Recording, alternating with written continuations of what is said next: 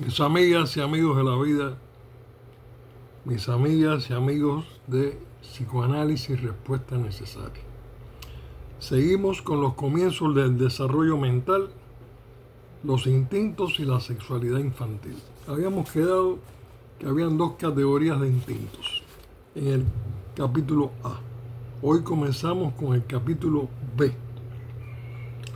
La primera categoría está constituida por ciertas necesidades físicas sencillas que ofrecen de paso el mejor modelo en cuanto se refiere al curso seguido por un instinto, ¿no?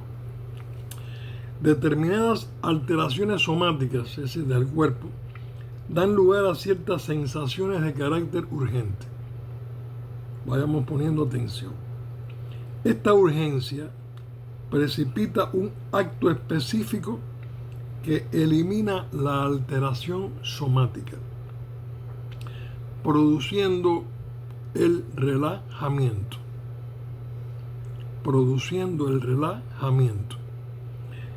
El carácter de la pulsión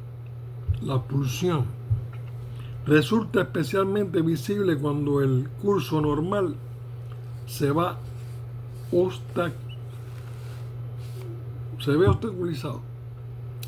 Ejemplos de estos son la respiración, el hambre, la sed,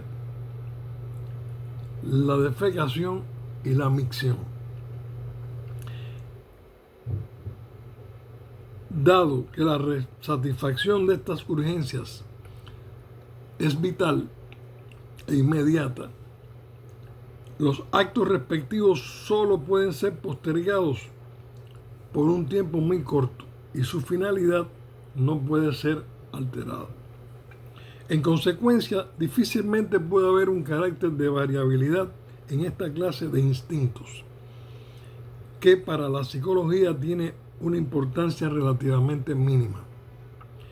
La suposición de que es la disminución del nivel de la excitación, el relajamiento, lo que es experimentado por el yo como placer, puede verificarse fácilmente en el caso de estos instintos. Subrayemos eso. Ahora bien, vamos al reconocimiento del segundo grupo como una unidad coherente. Solo fue posible gracias a la investigación psicoanalítica.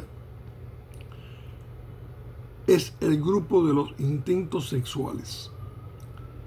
En contraposición a los imperiosos instintos de que acabamos de hablar, los instintos sexuales, cuando no pueden ser gratificados en su forma original, tienen la capacidad de cambiar, de alterar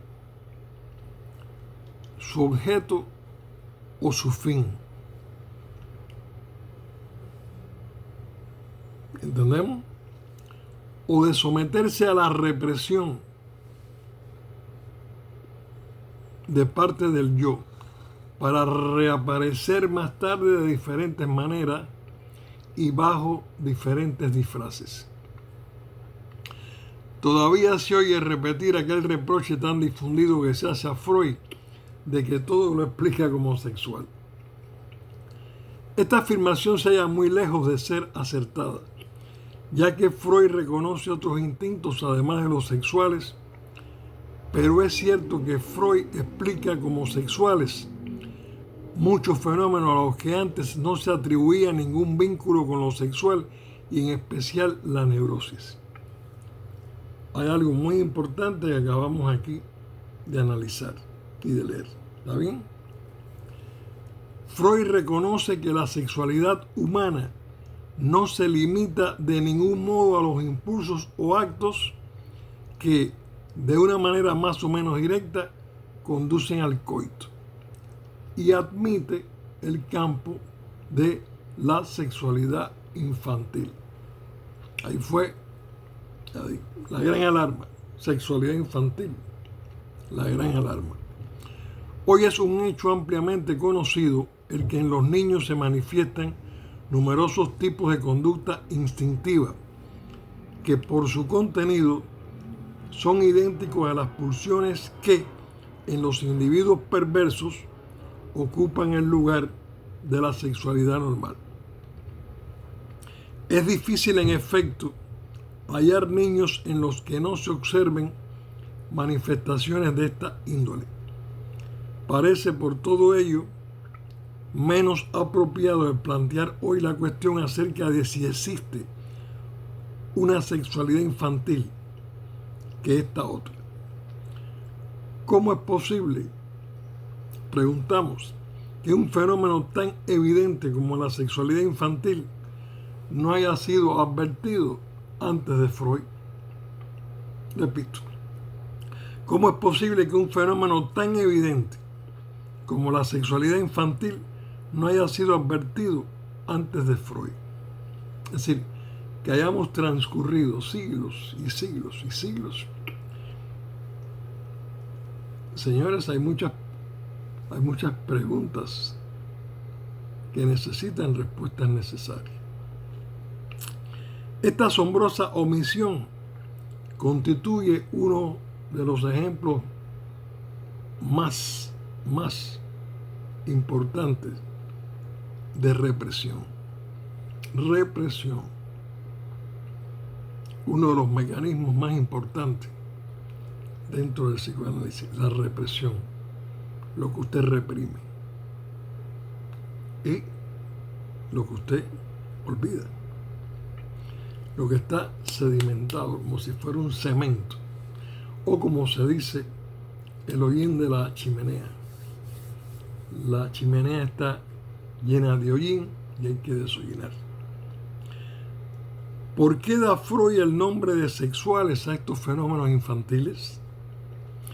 En primer lugar, porque constituyen el terreno propicio de donde surge más tarde la sexualidad del adulto. Segundo, porque todo adulto que de una u otra manera ve bloqueada su sexualidad recae en la sexualidad infantil como un sustituto de aquella. Tercero, porque el niño experimenta su sexualidad con las mismas emociones con que el adulto siente la suya. Cuarto, porque los fines de estas pulsiones son iguales a los que pueden observarse ¿en quién? En los adultos perversos. Y nadie ha pensado jamás que las perversiones pudieran ser otra cosa que fenómenos sexuales. Es probable que los instintos sexuales tengan una base química común. El estudio de las hormonas nos ha enseñado algunas cosas acerca de las fuentes de la sexualidad, pero nuestros conocimientos actuales en realidad distan de ser suficientes. Ciertos cambios químicos en el cuerpo producen estímulos sensoriales en las zonas erógenas, originando impulsos de carácter especialmente urgente y exigiendo actos que conducen a modificaciones en el lugar de la estimulación. La base fisiológica de los impulsos sexuales es comparable a los hechos fisiológicos que provocan sensaciones tales como el prurito o las cosquillas, las picaduras de insectos o ciertos estados fisiológicos internos producen modificaciones químicas que dan lugar a estímulos sensoriales en la piel, los que a su vez originan sensaciones de una índole especialmente urgente. Se produce así el impulso de rascar, y el acto de rascar conduce a una modificación en su fuente.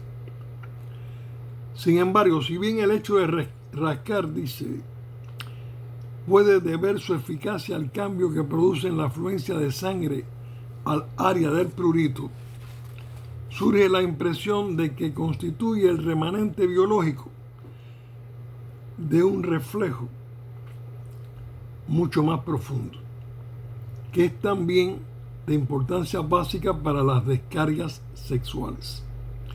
El reflejo de librarse de los órganos que crean sensaciones perturbadoras. La autotomía de la cola en los lagartos muestran esta tendencia biológica en su alcance más cabal. Más tarde este reflejo puede degenerar en la idea de eliminar rascando el área de la piel afectada por el prurito y probablemente también en la idea de una descarga que deshinche la tensión sexual. La debida valoración del concepto de autotomía demuestra el carácter relativo del contraste entre satisfacción de un instinto y defensa contra un instinto. El reflejo autotómico puede ser la raíz común del acto instintivo y la defensa contra el acto instintivo. Más adelante, los actos sexuales se hacen mucho más complicados, pero en última instancia los mecanismos actuantes siguen encuadrados en el mismo marco. Durante la pubertad, los diferentes impulsos de la sexualidad infantil se funden en un armonioso conjunto, la sexualidad del adulto. Pero este cambio se halla sujeto a diversas perturbaciones. A causa de las ansiedades y de otras experiencias del niño, ciertos componentes pueden ofrecer resistencia a esa fusión. Los componentes reprimidos, habíamos hablado de la represión, ¿no? De la sexualidad infantil, especialmente continúan inalterados en el inconsciente. Ese inconsciente, increíblemente, ese inconsciente es extremadamente interesante en las entrevistas psicoanalíticas, cómo se hacen tantas consultas, sitios de represión y represión y represión, hasta que al fin toda esa olla de presión o va explotando o va soltando toda esa represión y encontramos un mundo nuevo en el inconsciente de todos, el mío, el de todos ustedes,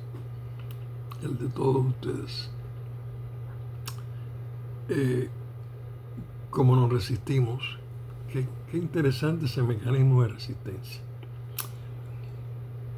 Cuando la persona adulta más tarde experimenta un desengaño sexual, tiende a recaer en la sexualidad infantil. Repito, cuando la persona adulta más tarde experimenta un desengaño sexual, tiende a recaer en la sexualidad infantil. El resultado es que los mismos conflictos que bullían alrededor de su sexualidad en la infancia vuelven a ser también reactivados. Bien, hoy hasta aquí, paso a paso, disciplinadamente apurados. Para la próxima, para el capítulo C, vamos a tener la clasificación de los instintos.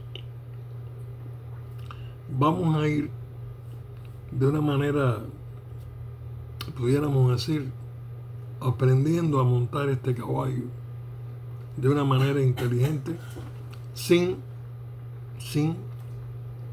que nos tumbe el caballo, sin que se nos desboque el caballo y sin que nosotros nos tiremos el caballo. Amigas y amigos de la vida, recuerden dar likes, recuerden los que estén interesados, comentar y suscribirse. Vamos a seguir hablando sobre el desarrollo mental.